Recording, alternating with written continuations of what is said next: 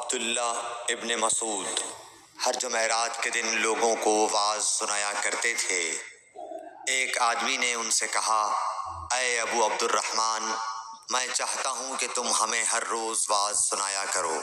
انہوں نے فرمایا، تو سن لو کہ مجھے اس امر سے کوئی چیز مانع ہے تو یہ کہ میں یہ بات پسند نہیں کرتا کہ کہیں تم تنگ نہ ہو جاؤ، اور میں وعظ میں تمہاری فرصت کا وقت تلاش کیا کرتا ہوں، جیسا کہ رسول اللہ صلی اللہ علیہ وسلم اس خیال سے کہ ہم کبھی دخاطر نہ ہو جائیں، وعظ کے لیے ہمارے اوقات فرصت کا خیال رکھتے تھے۔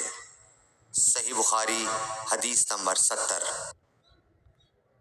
رسول اللہ صلی اللہ علیہ وسلم نے فرمایا، جس شخص کے ساتھ اللہ تعالی بھلائی کا ارادہ کرے اسے دین کی سمجھ عنایت فرما دیتا ہے، اور میں تو محض تقسیم کرنے والا ہوں، دینے والا تو اللہ ہی ہے، اور یہ امت ہمیشہ اللہ کے حکم پر قائم رہے گی، اور جو شخص ان کی مخالفت کرے گا انہیں نقصان نہیں پہنچا سکے گا یہاں تک کہ اللہ کا حکم قیامت آ جائے اور یہ عالم فنا ہو جائے۔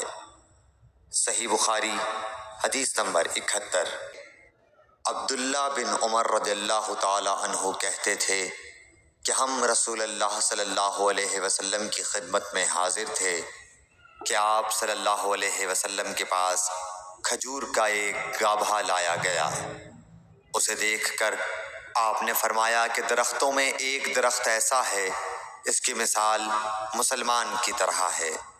ابن عمر کہتے ہیں کہ یہ سن کر میں ارادہ کیا کہ عرض کروں کہ وہ درخت کھجور کا ہے، مگر چونکہ میں سب میں چھوٹا تھا اس لیے خاموش رہا۔ پھر رسول اللہ صلی اللہ علیہ وسلم نے خود ہی فرمایا کہ وہ کھجور ہے۔ صحیح بخاری حدیث نمبر 72۔ رسول اللہ صلی اللہ علیہ وسلم کا ارشاد ہے کہ حسد صرف دو باتوں میں جائز ہے، ایک تو اس شخص کے بارے میں جسے اللہ نے دولت دی ہو اور وہ اس دولت کو راہ حق میں خرچ کرنے پر بھی قدرت رکھتا ہو، اور ایک اس شخص کے بارے میں جسے اللہ نے حکمت کی دولت سے نوازا ہو اور وہ اس کے ذریعے سے فیصلہ کرتا ہو اور لوگوں کو اس حکمت کی تعلیم دیتا ہو۔ صحیح بخاری حدیث نمبر 73۔